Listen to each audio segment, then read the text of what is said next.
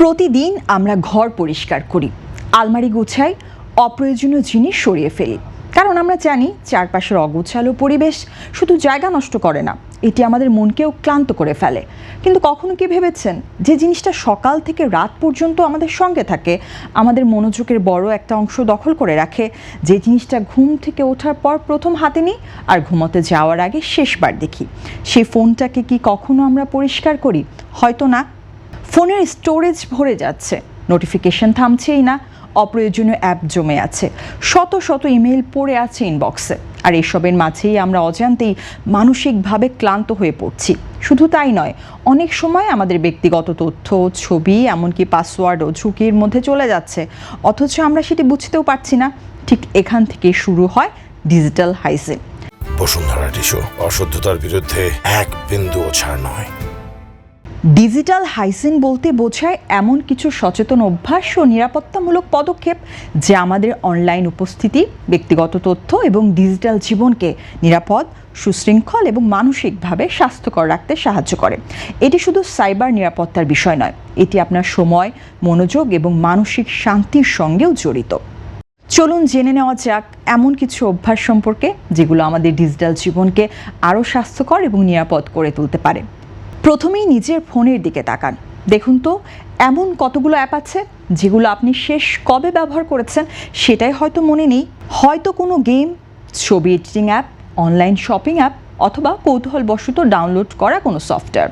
আমরা অনেক সময় শুধু পরীক্ষা করার জন্য কোনো অ্যাপ ডাউনলোড করি বা কোনো ওয়েবসাইটে একটি নতুন অ্যাকাউন্ট খুলে ফেলি, কিন্তু পরে মাসের পর মাস সেগুলো আর ব্যবহার করা হয় না।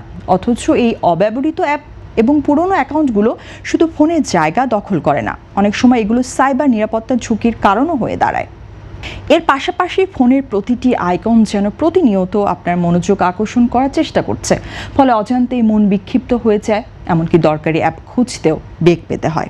তাই অপ্রয়োজনীয় অ্যাপ নির্দ্বিধায় মুছে ফেলুন। এতে শুধু ফোনের স্টোরেজই খালি হবে না, আপনার হোম স্ক্রিন পরিষ্কার হবে, মনোযোগও আরও গুছিয়ে আসবে। এবার আসি নোটিফিকেশনের কথায়। একটা ছোট্ট টিং শব্দ, হয়তো খুব গুরুত্বপূর্ণ কোনো কাজ করছিলেন, ঠিক তখনই একটি নোটিফিকেশন এলো, তারপর আরেকটি, তারপর আরেকটি। আমরা অনেক সময় বুঝতেই পারি না দিনে কতবার এই ছোট ছোট নোটিফিকেশন আমাদের চিন্তার ধারাবাহিকতা ভেঙে দেয়।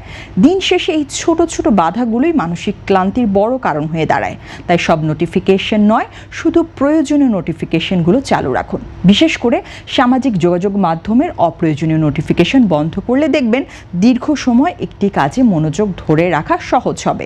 এবার নিজের সোশ্যাল মিডিয়া ফিডের দিকে তাকান, কারণ আপনি ডিজিটালি যা দেখছেন তা শুধু আপনার সময় নয়, আপনার মন মেজাজ, চিন্তা, এমনকি আচরণের উপর প্রভাব ফেলছে। আপনি যদি নিয়মিত ইতিবাচক, অনুপ্রেরণামূলক বা শিক্ষামূলক বিষয় দেখেন, সেটি আপনাকে উৎসাহিত করতে পারে, আপনার চিন্তা ও জীবনবোধেও ইতিবাচক প্রভাব ফেলতে পারে। অন্যদিকে নেতিবাচক বা উদ্বেগ তৈরি করে এমন কন্টেন্ট অজান্তেই হতাশা, অস্থিরতা এবং মানসিক চাপ বাড়িয়ে দিতে পারে। এছাড়া সামাজিক যোগাযোগ মাধ্যমের সঙ্গে অতিরিক্ত যুক্ত থাকার ফলে অনেকের মধ্যে তৈরি হয় ফিয়ার অব মিসিং আউট, অর্থাৎ কিছু মিস হয়ে যাচ্ছে কিনা এই ভয়। এছাড়া সব সময় ইন দ্য লুপ, মানে সবসময় সব কিছুর সঙ্গে যুক্ত থাকার এই চাপ মানুষকে মানসিকভাবে ক্লান্ত করে তোলে। মস্তিষ্ক যখন সারাক্ষণ উত্তেজিত থাকে তখন সেটি বিশ্রাম নেওয়ার সুযোগও পায় না। তাই যেসব কন্টেন্ট আপনার মানসিক শান্তি নষ্ট করে সেগুলো মিউট বা আনফলো করতে দ্বিধা করবেন না। এবার আসি ডিজিটাল নিরাপত্তার বিষয়ে। অনলাইনে একবার কোনো তথ্য প্রকাশ করা হলে সেটি পুরোপুরি মুছে ফেলা সব সময় সম্ভব হয় না। আপনি মুছে ফেললেও তা বিভিন্ন জায়গায় সংরক্ষিত থেকে যেতে পারে। তাই নিজের ছবি, ভিডিও, ডকুমেন্ট বা ব্যক্তিগত তথ্য প্রকাশ করার আগে নিশ্চিত হয়ে নিন কে কে সেই তথ্য দেখতে পারবে। ডিজিটাল হাইজিন মেনটেন করার মধ্যে পাসওয়ার্ড একটি অন্যতম গুরুত্বপূর্ণ বিষয়। ভাবুন তো, আপনার বাড়ির সব দরজার জন্য যদি একটি মাত্র চাবি ব্যবহার করা হয়, তাহলে সেই চাবিটি হারিয়ে গেলে কি হবে? অনলাইন জগতেও বিষয়টি ঠিক একই পাসওয়ার্ড একাধিক জায়গায় ব্যবহার করলে তখন আপনার একটি অ্যাকাউন্ট ঝুঁকিতে পড়লে অন্য অ্যাকাউন্টগুলো ঝুঁকিতে পড়ে যেতে পারে।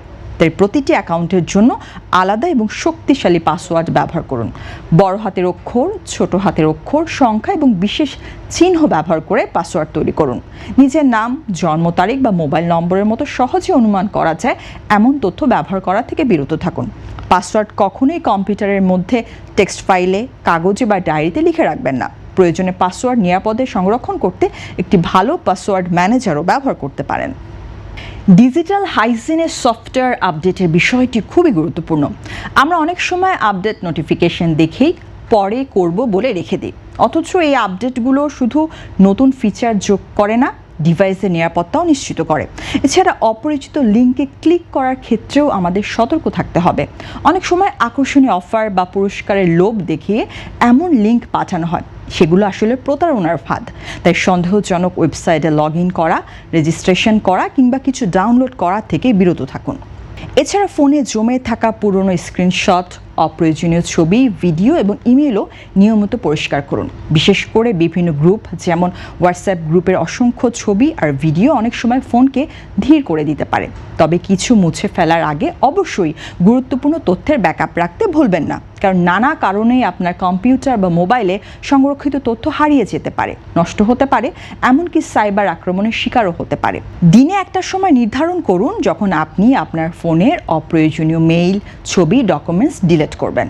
এটা যদি প্রতিদিন সম্ভব না হয় তাহলে সপ্তাহে একদিন সময় রাখুন। যদি প্রতি সপ্তাহ সম্ভব না হয় অন্তত মাসে একবার অবশ্যই রুটিন মেনে নিজের যত্নের মতোই এই কাজটি করুন। প্রযুক্তি আমাদের জীবন সহজ করেছে, দ্রুত করেছে, পৃথিবীকে হাতের মুঠোয় এনে দিয়েছে, এটা সত্যি। কিন্তু যদি প্রযুক্তি ধীরে ধীরে আমাদের সময়, মনোযোগ এবং মানসিক শান্তিকে নিয়ন্ত্রণ করতে শুরু করে, তখন প্রশ্নটা শুধু প্রযুক্তির থাকে না, প্রশ্নটা হয়ে যায় আমাদের নিজেদের জীবনের। ডিজিটাল হাইজিন মানে প্রযুক্তি থেকে দূরে সরে যাওয়া নয়, বরং প্রযুক্তির সঙ্গে এমন একটা সম্পর্ক তৈরি করা যেখানে প্রযুক্তি আপনার জীবনকে নিয়ন্ত্রণ করবে না, আপনি প্রযুক্তিকে নিয়ন্ত্রণ করবেন। তাই আজ থেকে শুরু হোক ছোট ছোট পরিবর্তন দিয়ে। হয়তো একটি অপ্রয়োজনীয় অ্যাপ মুছে ফেলবেন, হয়তো একটি নোটিফিকেশন বন্ধ করবেন, অথবা কিছুটা সময় ফোন ছাড়া কাটাবেন। কারণ কখনো কখনো অফলাইন থাকাটাই নিজেকে নতুন করে খুঁজে পাওয়ার সবচেয়ে ভালো সুযোগ।